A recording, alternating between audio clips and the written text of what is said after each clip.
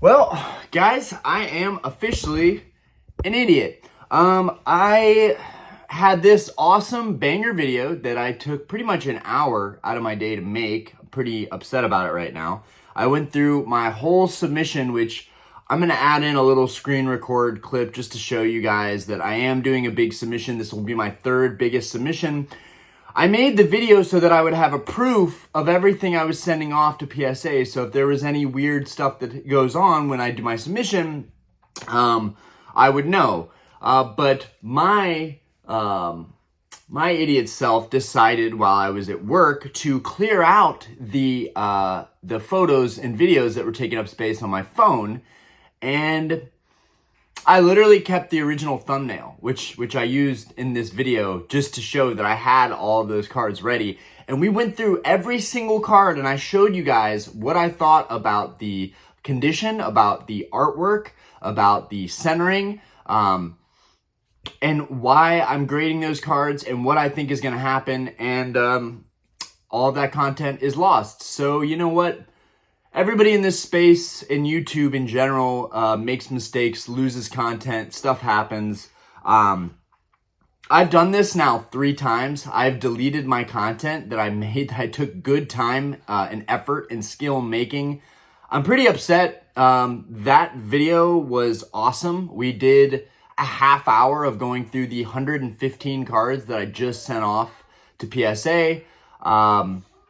So yeah, I'm bummed out about that, but regardless, I did want to talk about everything that I'm sending off. And talk about what PSA is doing moving forward. So you guys are gonna see from the screen record that I shared, PSA now is separating the different tiers of grading before you even send it off. I had everything sandwiched into my submission, but then when I went to pay for everything and basically check out to basically make the submission, it had it done in 2 sections. So I actually had to send one section of higher end cards in one submission, and then another, all my bulk in the bulk submission. So now they are separating bulk and higher tier submissions before you even send the cards out. Now, not a big deal. I had to print more. I had to print more paperwork and do stuff separately, and I had to reorganize the cards, and that kind of pissed me off. But that's how PSA is doing things now. I think it's honestly going to result in more efficiency. PSA doing that is hopefully going to mean that the bulk submissions go sooner and that the higher tier cards go sooner, because everything has a certain place and kind of a dedicated team going over it. PSA, I think, is doing a really good job, constantly getting better, innovating more. Meanwhile, we need to talk about tag. I keep putting off the tag grading, talking about that company. We are going to do that in the next video that we have coming up. But yeah, just wanted to talk about the fact that I am doing this submission. I'm really, really excited about it. It's my 3rd submission and the largest submission I've ever sent off to PSA. And I'm going to be honest with you guys, I think I'm probably going to get 30% of those cards back in a PSA 10. And it's like, Orion, if you feel really good about the cards, why are you always sending them to PSA 10? Why not try other companies? This is how PSA 10 PSA operates, in my opinion. I think if you send off a bunch of cards that are pretty strong candidates to PSA, they're not going to totally screw you. At least in all of my submissions, they've given me some really good grades back every single time. I honestly feel like with PSA, it's basically like, it's a huge gamble. You're sending all this stuff off, and cards that shouldn't be 10 are probably going to 10, and cards that you think might not make the cut, probably going to make the cut. I'm always surprised by what PSA does, and these last submissions have shocked me in a lot of ways. This submission, I was a lot more picky with the cards that I was picking to send off. I sent off a bunch of stuff that I don't really even care for, but it has grading potential. And that being said, I'm really excited about receiving that submission back. It's going to end up costing me around $2,000 for that submission. So it's a lot of money to do that submission, and I'm nervous about it. I'm nervous about it because, you know, I've gotten maybe lucky on the last 2 submissions, but it might not go that way this time. I might get really spanked this time, and I'm not sure. But I want to be honest with you guys that, like, even though I feel like I'm pretty much becoming, like, expert in deciding what a card is going to grade, I don't think I have any control. I think it's all going to be up to PSA, up to the populations, up to the grader that day. There are so many variables, and this is why a company like Tag Grading is interesting, because they have, you know, AI, a computer analyzing and doing everything and then giving you data points and reasoning. And I think that that's amazing because we don't get that from PSA. But what we do get from PSA is value. Every single time I submit my cards to PSA, I get incredible value back. I have not once really lost out. There have been a lot of 8s that I got back. There were a ton of 9s that I got back. All of that stuff is still worthy of grading and selling, right? A lot of the cards in the alt art 9 market are going up still. So, and they're still really easy to sell for people that are like, no, I'm not going to pay an arm and a leg for a 10. I'll just buy this 9. And, you know, I had a lot of 9s that I graded that were cleaner or just as clean as 10s. I recently got in two cards I was excited about yesterday. I guess we'll share those here. Man, I can't tell you guys how bummed out I am that I am so bummed out that I missed that submission. Really bummed out. I'm really bummed out. But we got this Espeon VMAX in. Really, really happy about this. This is one of my favorite cards that comes out of Fusion Strike. So I would say this is my favorite card from Fusion Strike. It goes above the Gengar VMAX in my opinion. I just love it. I also really, really love pink. There aren't a lot of Pokemon that have pink in them, and the Espeon is absolutely gorgeous, especially with that graded guard on there. It looks sick. Same reason I like Mew. But what else? We got the Blaziken that came in. This is a PSA 10, guys. This is a PSA 10 Blaziken. I finally got one. I already have another that's on the way. This one will not do. I'm super, super picky. And there is a little silver flake. I'm trying to see if I can even get it pictured. I don't know if you guys are even going to be able to see it. It's right there, though. If we get really, really close, there's a silvering speck. There's a silvering speck on the card right here. And while you guys might not think, oh, that doesn't matter, it's still a 10, bro. There's still going to be somebody out there that values it, even with, you know, a factory flaw. Because I can't understand why PSA would have graded this a 10 if that wasn't some kind of factory flaw. But I'm super picky, so this card will not do. So that one is up for sale. I have to get rid of that one. And I'm basically selling it for market plus the cost of the fee. So 13% higher than market. And I'll probably even take a loss on it, but I don't care. I really try and collect the nicest condition cards. But that card was a perfect example. My PSA 9 Blaziken was cleaner than that card, and I graded that myself. And that's another thing that I want to mention. Grading yourself is a great way to know exactly the kind of quality that's going into the cards that you're grading, right? I must have looked at a dozen Blaziken VMAX PSA 10s last night, and every single one I found some kind of flaw with. I did get someone to accept an offer on one for a little bit less than what I paid on this one, so that was good news. It is a super modern cert, so hopefully that'll turn out the way it's supposed to. Because when you buy a modern 10, you're not expecting to see any real flaws. You're really not. PSA, I mean, their standard now is stricter, so I really hope that any 10 I buy in the future that's graded is not a gamble, because it shouldn't be a gamble. But yeah, grading yourself is a great way to know exactly the kind of condition the cards that you're getting back. It's kind of hard to look at buying modern graded cards and not knowing if there's like some tiny flaw that slipped through PSA, because like I'm saying, PSA is kind of a gamble, right? There are so many true 10s that get graded every day, but there are so many weak 10s that get graded every day. Cards that should have never received a 10 in the first place that get graded every day. So you know, I can see why people are super critical of PSA and just don't like it. This next submission, I could become one of the people that's just getting sick of PSA, you know? And I've said in past videos that I think I want to just buy PSA graded slabs, because whenever I'm grading myself, I feel like I'm not getting the fair grades.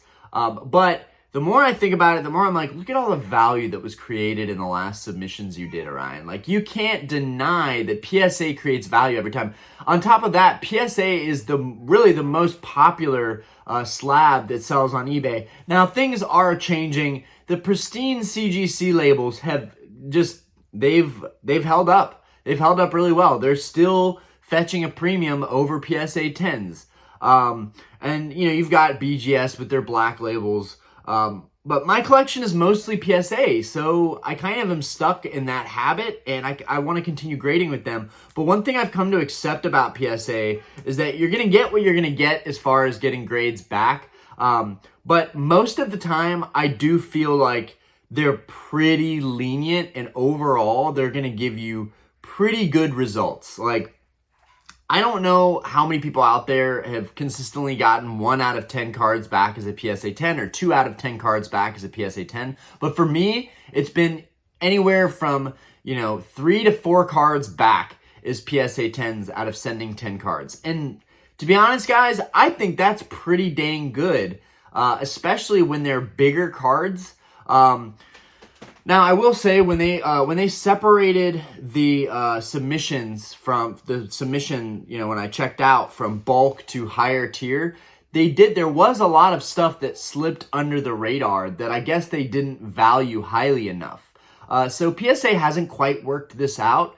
I do think it is going to put a dent in a lot of people's plans to send stuff via bulk, which, you know, I was bummed out about it, but for the most part, it is what it is, and I'm just going to have to roll with it and hope to God that I'm better off sending them, hey, here's my high-value cards. Please give like 1 or 2 out of these 5 cards a 10. That would be amazing.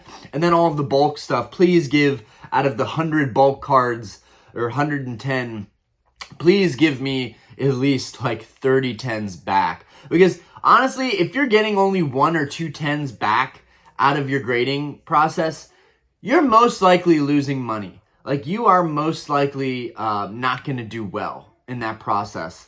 But man, I'm super bummed out that I didn't get to show you guys all the cards I'm submitting. So I hope you guys can forgive me for that, for just being an idiot. I've been thinking a lot about the last video I made talking about Rob and his last video. And it made me emotional, and I don't want people to get the wrong idea about where I stand. I am not condemning anybody for trying to make money in the hobby. I could care less. But the overall culture of the hobby, I want to change. I want to be a good force that can change how things are. I want to be more wholesome. I want to be more playful. I want to be more humorous. And I can't help that I'm a semi-serious guy. I'm a goofball, but I'm a semi-serious guy. So a lot of the stuff I feel like probably comes off seriously. But at the end of the day, like, it's a card game. We're collecting cards. It's not that big of a deal. And as much as my last video probably seemed dramatic, yeah, we lost a great person in the hobby, but there's new people joining every day, and for them, we want to make this hobby as fun as possible. And, you know, it's really an exciting time to come into this hobby right now. Everything is popular. We have news of huge reprints coming. That's going to be really, really exciting, guys. I can't wait for that. Hopefully, the prices of, you know, all of these PSA 10 modern cards that are, you know, illustration rares and alt arts and SARs, hopefully all of that is going to come back down to earth and allow everybody a chance to collect these cards for a reasonable price. Because, God, guys, I got to say, in this market, I can afford to buy 2 Blazikins, but geez, it hurt basically having to buy a card that I was unhappy with, a 10, and then have to buy another one, right? Blaziken VMAX was like $300 like not long ago. It was really not that expensive, and I should have taken advantage at that time. I should have been buying more copies at that time so I could really pick out my favorite copy. Whereas now, you know, there's only a couple options on eBay. I'm not really happy with any of the options, and I just have to hope that this next one comes in a little bit cleaner. One thing like that I've noticed for me that's really negative is like my headspace. Like when I got that Blaziken back yesterday, I had an immediate headache. Like I was like, oh my God, this has put me in a really shitty situation. Now I have to get rid of this Blaziken. I have to be honest and disclose the fact that, hey, there's a little silvering speck on the card. Just want to be upfront about that, because when I bought the card, I was buying a 10. I wasn't buying a 10 that had a flaw on the front of it, clear as day. That pisses me off. But yeah, that's not going to be a fun thing for me to deal with. But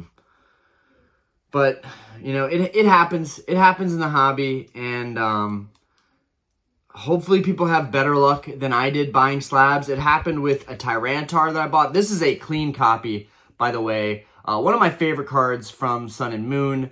And that's the other thing, guys. The video I made with the submission, I was showing all of my latest pickups too, which were a bunch of PSA 10 Modern Slab cards. The Tyranitar, we got the, or maybe I showed it in another video. Either way, guys, I'm like all over the place today. I really wanted to make a video talking about the submission, even though no matter what I think, do, or say, it's not as good as the original content was. The original content, going over all those cards, that whole stack, that was really good.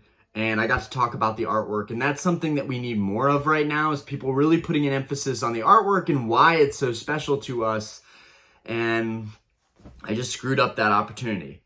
I will say that overall, I don't have any regrets. The fact that I jumped to making that video in response to Rob's last video, I don't have any regrets on making that video. I felt like my response to that video was emotional, and it mattered, and it was wholesome, and I had to make it. And I was working last night, and I was just trying to get something done by deleting some old pictures and videos, and I deleted it from my deleted files too, so I couldn't even go into my deleted on my phone. It just, I need to stop. I need to review everything before I'm gonna delete it. But that's such as life. We all make mistakes and human error. But I'm sure I'm all over the place on this video. Is there anything else that I really wanted to talk to you guys about? Not really. I guess tomorrow will be a fresh video. We'll probably talk about tag grading. I hope you guys are doing well. I hope you guys, I don't know if you suffer from the same, you know, kind of mental problems where like you buy something and you're unhappy with it, and it creates a whole new world of stress. And that's something, yeah, that's a good thing to end the video on. This hobby is an unreasonable amount of stress for some of us. Like, I'm very OCD. I want things to be a certain way, and I don't like when things are out of my control. And that's the thing in this hobby. It's a lot of it is a gamble. PSA is out of your control. What you pull is out of your control. The sealed products and investing is really out of your control. You know, a lot of product is going to be reprinted, and I'm not saying that it's going to tank values by any means, but I just feel like everybody is trying to know the answers in this hobby, and it's damn impossible. You can't. And you also can't deny that there will be some epic crash in the next year or two. We've always toyed with this idea of like crashes and a down market, and it never really happens. Like, never really happens. It's always like a slight retrace on card values. But that's something that I want to reiterate to everybody, is that this is a really popular franchise right now. It might not be in the coming generations. I know it's easy to be super bullish and super like, no, Pokemon is not going anywhere, Ryan. That is craziness to even say. But I don't know. I have my theories, for better or worse, playing devil's advocate, that, you know, something could seriously change in this hobby, and the amount of stress and mental headache that a real crash would be for most people would be devastating, guys. So keep that in mind when you are building up your collection and you're buying PSA 10 slabs, and you want to be the man, and you want to buy sealed stuff, and you want to have a mountain of sealed stuff, and you want to do it all. Just keep in mind to have your financial foundation, which is something that I have no place on talking on, because I spent the vast majority of my savings and net worth into this hobby the past couple of years. And it's only really in my 4th or 5th year of collecting that, like, and yes, there's a lot of value in all the stuff that I had. And it's like, Orion, well, you could sell that stuff and your net value would be higher than it was before. So why are you saying that you aren't capable of speaking on financial stuff? Because I don't practice what I preach half the time. I spent a lot of my money in this hobby the past couple years, and only now in this 4th or 5th year, and really starting to have a good financial foundation where it's like, no matter what happens, I'm good. I'm set. But I still want to stress that I am ashamed to be buying these cards in this market. I feel guilty for spending this kind of money on cards that were this modern, right?